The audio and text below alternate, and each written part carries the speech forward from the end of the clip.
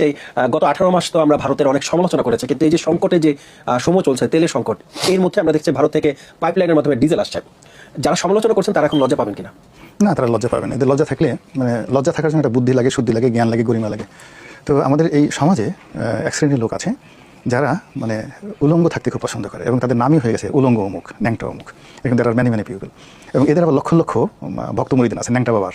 যারা কাজ করে তারা কাজ করে যাবে, আর যারা এই সমালোচনা করে তারা সমালোচনা করা যাবে। বাস্তবতা হলো যে ভারত এবং বাংলাদেশের যে সম্পর্ক, এখানে আমাদের এই রাষ্ট্রটির সঙ্গে শত্রুতা করে বাংলাদেশের কোনো রাজনৈতিক দল, কোনো গোষ্ঠী এই 5000 বছরের ইতিহাসে কোনোদিন পারেনি।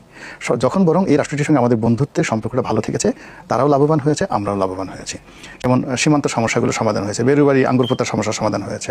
এই যে ভারতের সাথে বাংলাদেশের যে ট্রানজিট, সেই ট্রানজিটটা একটা বহুমাত্রিকতা পেয়েছিল, যে আমরা ভারতের বড় বড় পোর্টগুলোকে ব্যবহার করতাম। এবং বেশিরভাগ চুক্তি আওয়ামী লীগের আমলে আমরা কিন্তু দেখেছি, কিন্তু সে সময় আওয়ামী লীগ অনেক আপনার সমালোচনা করতে হয়েছে যে দেশ বিক্রি করে দিচ্ছে, এমন কথা। রাইট, এই কথা বলা হয়েছিল। বললাম না যে সবাই না বুঝে বলেছে, কিন্তু আমরা এই ইউনূস সাহেব যে না আসতো, তাহলে আমরা বুঝতাম না যে গত সেই মাসে 10,000 কোটি টাকার মতো আমাদের লস গেছে কেবলমাত্র ভারতের বন্দরগুলো আমরা ট্রানজিটের জন্য ব্যবহার করতাম শেখ হাসিনার জামানাতে। অর্থাৎ বাংলাদেশ থেকে যে সকল পণ্য ইউরোপে যেত, তো আবার ইউরোপ থেকে বা মধ্যপ্রাচ্য থেকে যে সকল পণ্য আসতো, আমরা ভারতের অনেকগুলো সমুদ্র বন্দর, নদী বন্দর, বিমানবন্দর ব্যবহার করতাম ট্রানজিট হিসেবে। এবং এই কাজ করতে গিয়ে আমাদের প্রায় বছরে 12 থেকে 15,000 কোটি টাকা আমাদের সাশ্রয় হতো। 15,000 কোটি টাকা। এই ইউনূস সাহেবের এই পুরো জামানাতে ভারতের ট্রানজিটটা বন্ধ করে দেওয়ার কারণে আমাদের যে এই এক্সপোর্ট বাণিজ্য এবং ইম্পোর্ট বাণিজ্য, ভারতের যে ট্রানজিট, আমরা সেটা ব্যবহার করতে পারিনি। তো একইভাবে এই যে আমরা এখন যে পেট্রোলিয়াম, আপনি চিন্তা করেন যে এই যে এখন যদি যুদ্ধ দীর্ঘমেয়াদে চলতে থাকে, তাহলে দীর্ঘমেয়াদে যদি এই যুদ্ধ চলতে থাকে, তাহলে আমরা ফুয়েলের অভাবে আমাদের যে বিদ্যুৎ প্ল্যান্টগুলো অনেকগুলো আমরা চালাতে পারবো না।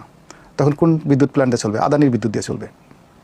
আদানির বিদ্যুৎ দিয়ে চলবে। অথচ এই আদানির বিদ্যুতের জন্য আমরা কিন্তু শেখ হাসিনাকে গালাগালি করেছি। অথচ এই যদি বাংলাদেশের সমস্ত বিদ্যুৎ প্ল্যান্টগুলো বন্ধ হয়ে যায়, কিন্তু আদানি থেকে যে বিদ্যুৎ বাংলাদেশে আনা হচ্ছে, সেটা দিয়ে প্রধানমন্ত্রীর অফিস চালাতে হবে, সেটা দিয়ে কিন্তু বঙ্গভবন, গণভবন চালাতে হবে। বোঝার চেষ্টা করেন। আবার একইভাবে আপনি যদি চিন্তা করেন যে এই যে এখন যে ডিজেলের জন্য যে পাইপলাইন তৈরি করা হয়েছে, 85% টাকা ভারত দিয়েছে, আর 15% টাকা বাংলাদেশ দিয়েছে। এবং সেই পাইপলাইন দিয়ে কিন্তু এখন ভারত থেকে ডিজেল আসছে, এবং আমাদের এই মুহূর্তে রাশিয়ান ডিজেল ছাড়া, ভারতীয় ডিজেল ছাড়া আর কোনো বিকল্প নেই।